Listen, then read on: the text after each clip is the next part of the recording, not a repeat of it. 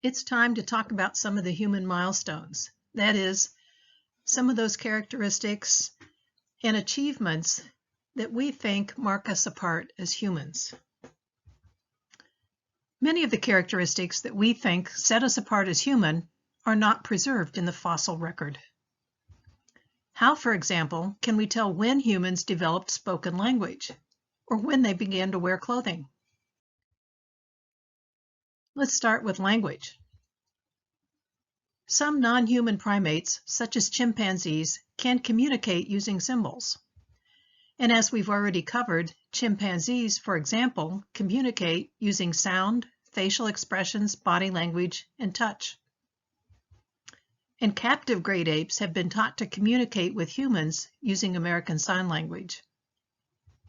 So, how are humans different? When did human language develop? Well, what sort of evidence could we see in the fossil record to answer this question? One, we could look to see whether the vocal apparatus allows speech. Or do we see modern brain structure and organization? Today, our left hemisphere controls language and the ability to use symbols. Or we could ask ourselves, at what point did humans have something to communicate about that would require language? Soft tissue like the larynx is not fossilized. The hyoid bone, which anchors muscles connected to the jaw, larynx, and tongue, is rarely preserved.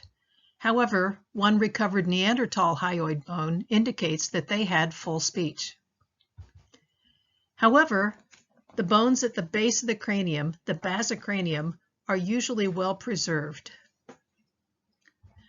Among modern humans, we have a curved basicranium, which results in a low larynx, and so that the relationships between the soft palate, the pharynx, the larynx, and the epiglottis look quite different than they do from modern-day chimpanzees, which have a high larynx, as indicated by also a flat basicranium.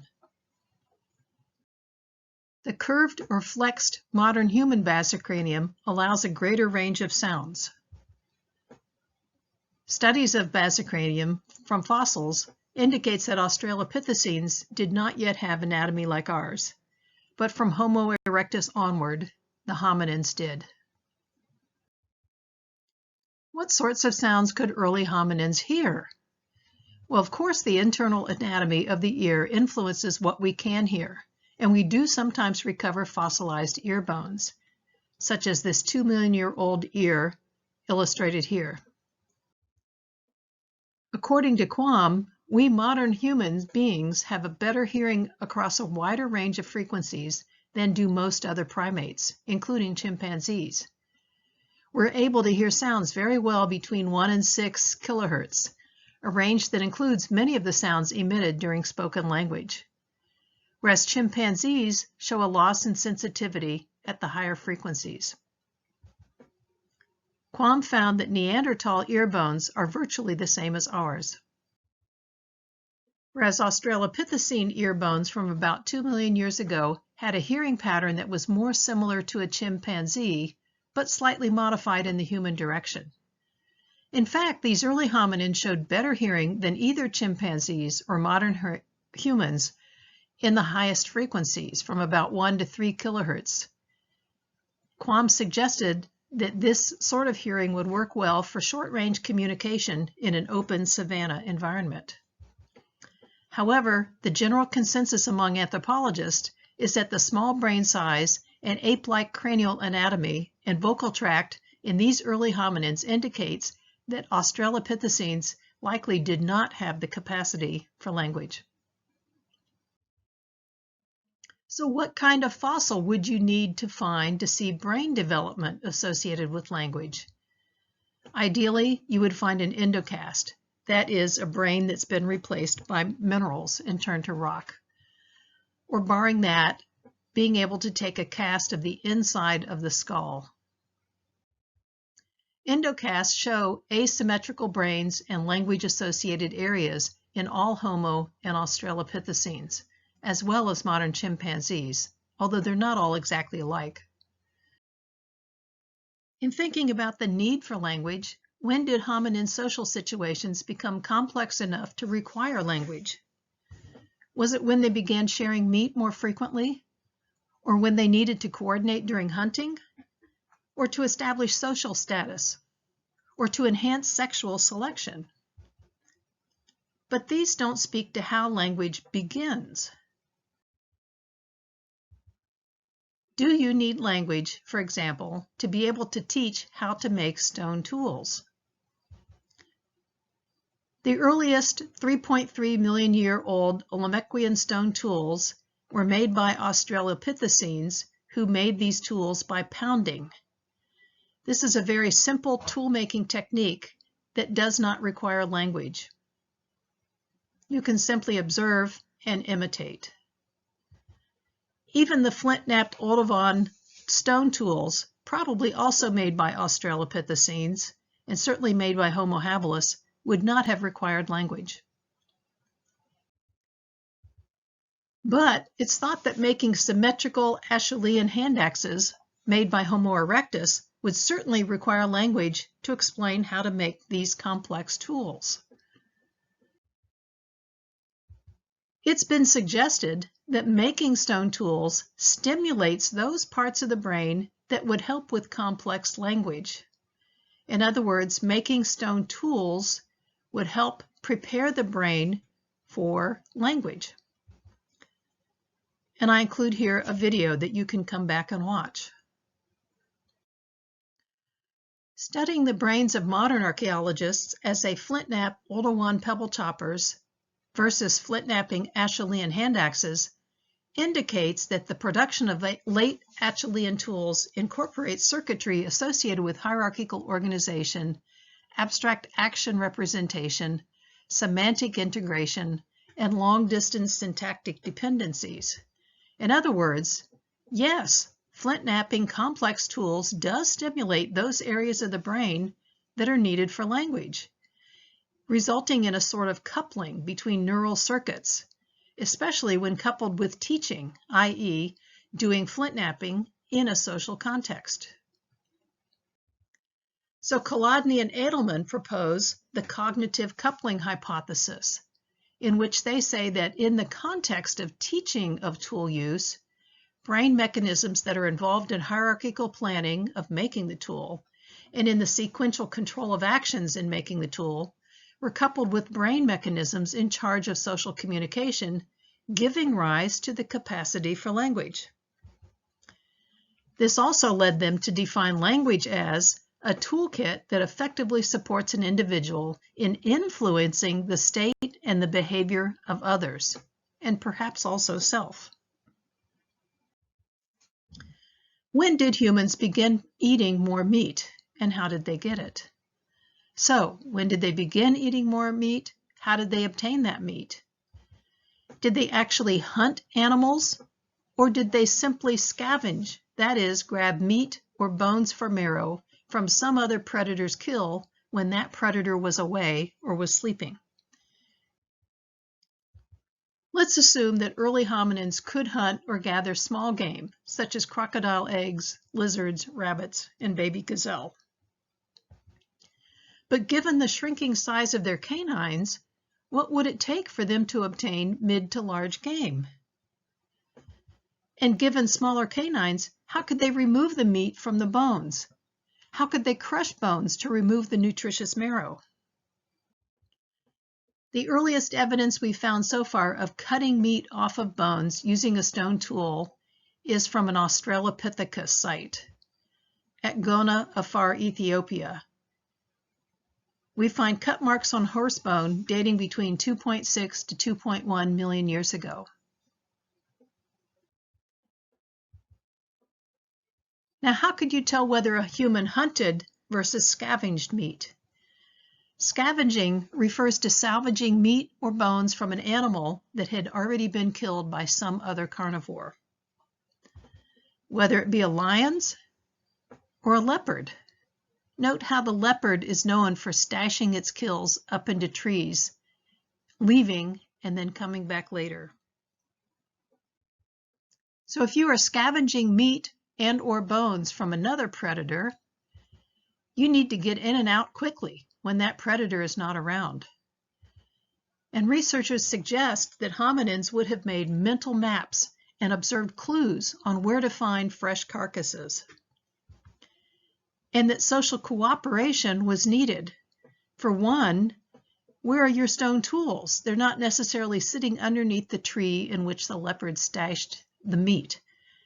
So having somebody that you cooperate with, one of you could be fetching the stone tools while the other is keeping an eye on the meat that's stashed up in the tree.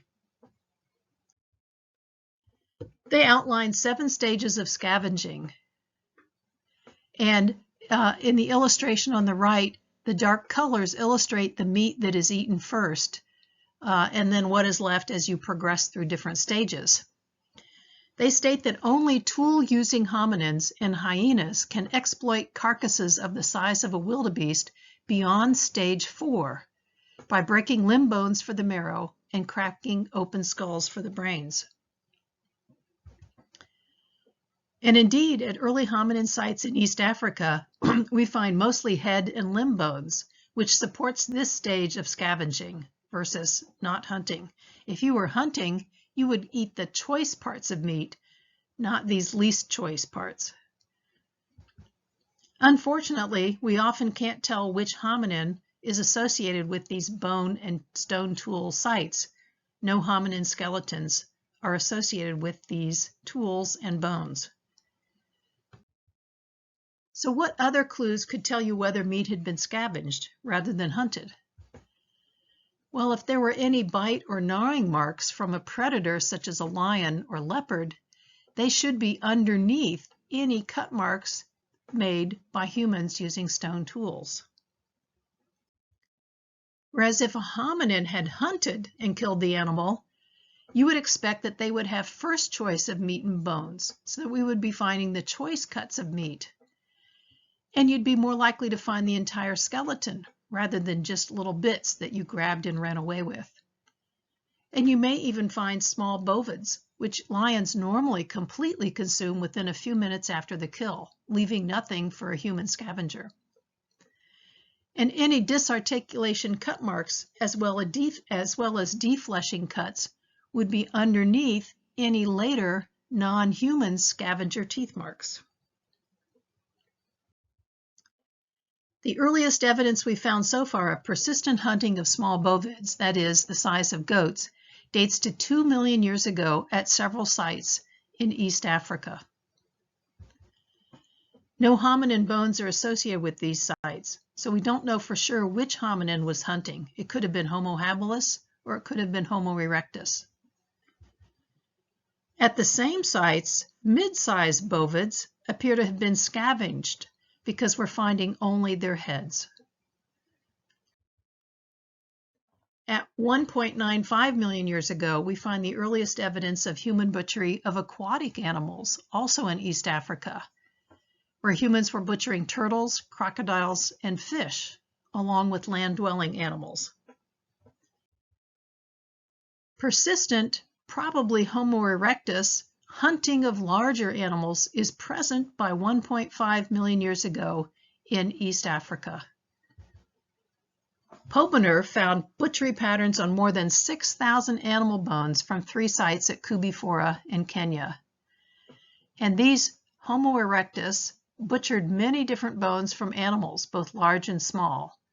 And he found at least 9 different animals had been transported to each site for consumption. The result was that more than 300 bones showed signs of butchering, including a number of the choicest bones, meaning that they had been hunted, not scavenged. In addition to cut and bashing marks on animal bones, what does the stone tool record tell us about hunting?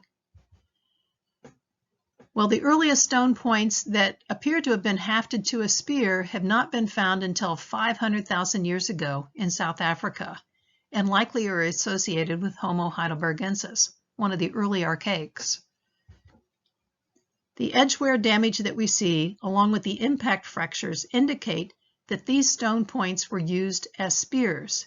And here you see a reconstruction of hafting one of these to a spear, a wooden spear. Thanks to unusual preservation of organic remains, when these objects were buried in mud, we have a 300,000-year-old 2-foot-long wooden throwing stick from Germany, associated with Homo heidelbergensis. And to date, this site has yielded a trove of prehistoric weapons, including 8 400,000-year-old 6 to 8 foot long wooden javelins, as well as bones of at least 15 horses, which people were eating, with evidence for butchering and many stone tools. Let's turn now to look at what it took for hominins to spread out of Africa and into more northern latitudes during an ice age, during the Pleistocene.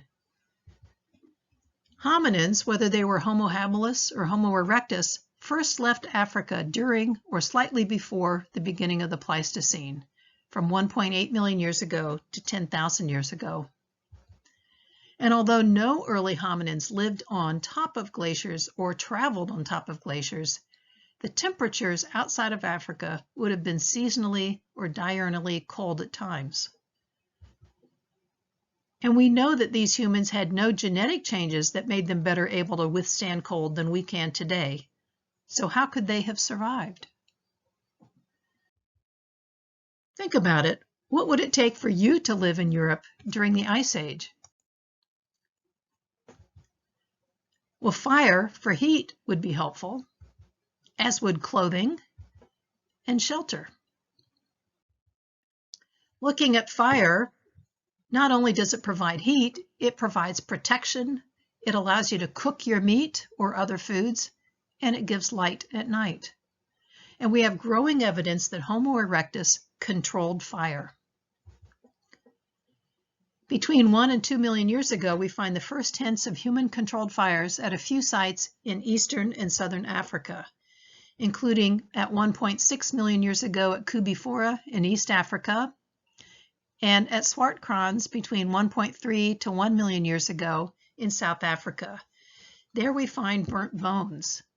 Now, how and why would bones be burnt? Well, think about if you had meat still on the bone and you were roasting that meat, the bones would also get burnt.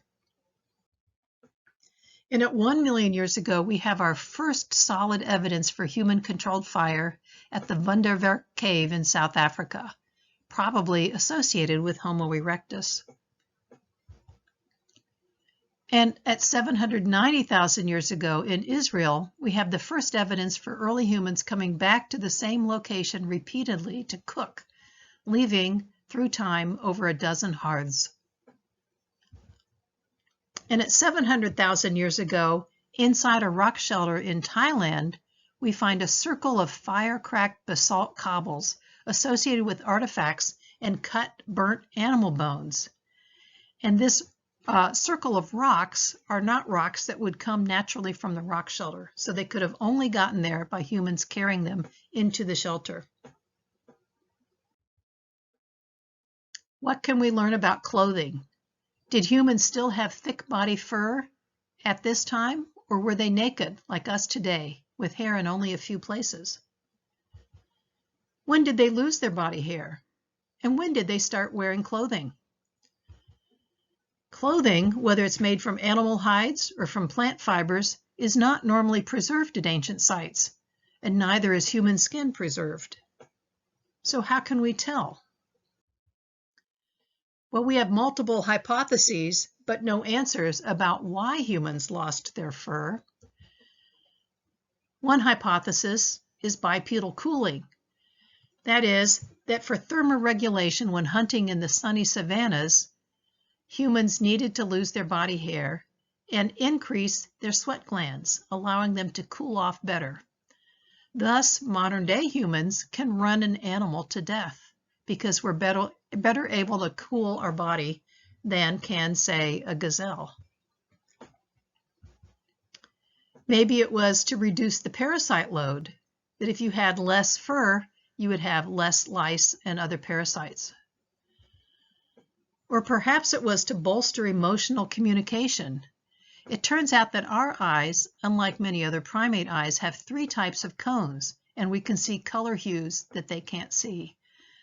So by not having a lot of hair on your face, we could see facial skin hues that would give us communication signals.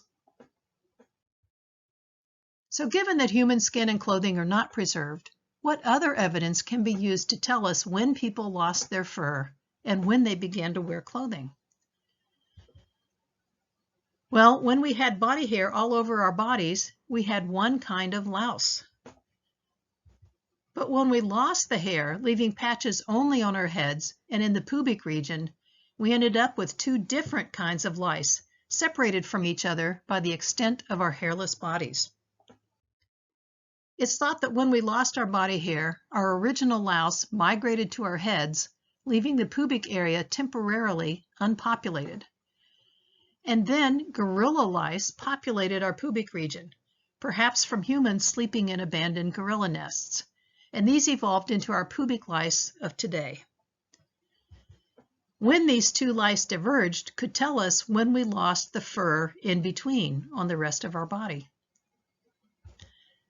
Using a molecular clock, which is based on the fact that the sequence of chemical bases making up DNA mutate at a regular rate, we come up with the figure of these two lice diverged at about 3 million years ago, or during the time of the Australopithecines. Here is a link to a nice short movie you can watch about this. Now, constructing a shelter would also be a way to survive in a colder climate. The oldest known shelter that's been found so far dates to only 500,000 years ago in Japan and is associated with Homo erectus. Excavators have found 10 post molds where wooden posts used to be in the ground, forming 2 huts.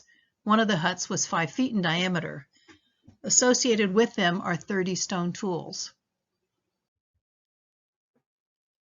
Also at 380,000 years ago, on a sandy cove at Terra Amata in France on the Mediterranean, also associated with Homo erectus, we find temporary oval huts ranging from 23 to 49 feet long, those are quite large, and up to 19.5 feet wide. These are marked by stones and post molds with hearths, stone tools, animal bones, and shellfish. And this site is interpreted to have been a seasonal home base. The huts were formed by embedding saplings into the ground in an oval, and then bringing their tops together at the center. You would have perhaps covered these then with hides. Stones placed in a ring around the hut braced the saplings, and could also serve to hold down the edges of the hide. Some of these huts were found to contain hearths scooped in the ground and lined with burned stones and blackened bones. So to summarize the achievements that we see in the Lower Paleolithic, hominins are making stone tools by pounding by 3.3 million years ago, and these hominins are Australopithecines. Homo habilis is making stone tools by flint knapping by 2.6 million years ago, and we believe that also some Australopithecines were flint knapping Oldowan stone tools. By 3 million years ago, based on lice evolution, Australopithecines had lost most of their body hair. By 2.6 million years ago, Australopithecines are cutting meat off bones using stone tools. And recall that Australopithecines' canines have already shrunk quite a bit. Australopithecines are also found to have been scavenging mid to large size meat. And either Homo habilis or Homo erectus are hunting goat-sized meat by 2 million years ago. And by 1.5 million years ago, Homo erectus is hunting large meat. We believe Homo erectus is the first to definitely have language, based on their making of symmetrical tools and on their larynx morphology. Also, the evidence so far says that Homo erectus had control of fire by 1 to 2 million years ago. And by 790,000 years ago, did a lot of cooking of meat using fire. Homo erectus also was building shelters by 500,000 to 380,000 years ago. The oldest stone-tipped spears that we've found so far date only to 500,000 years ago, to the Middle Paleolithic, associated perhaps with Homo heidelbergensis, where we find not only the stone-tipped spear, but wooden javelins at 400,000 years ago, and a wooden throwing stick by 300,000 years ago. If we look at this in terms of the different hominins, what were Australopithecines doing? Well, they were making pounded stone tools. They also made flint-knapped Oldowan stone tools, and they used stone tools to cut meat off animal bones. They scavenged mid to large size meat, and apparently they had lost their body hair. Possibly some of them migrated out of Africa. The picture is far from clear. What about Homo habilis? Well, they were making Oldowan traditional stone tools by flint knapping. They were hunting goat-sized meat, and possibly some of them migrated out of Africa.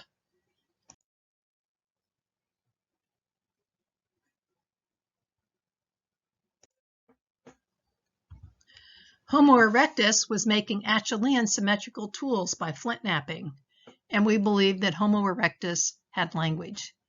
They were hunting not only goat-sized but large-sized meat, and they controlled fire, meaning that they could also cook their meat. And they spread far out of Africa and were building shelters. Looking at the Middle Paleolithic, Homo heidelbergensis, one of the early archaics, used stone-tipped spears, giving them the ability to kill at a distance. Also wooden javelins and wooden throwing sticks. I looked at a lot of sources to come up with these lists for you. Many of these are very interesting reads.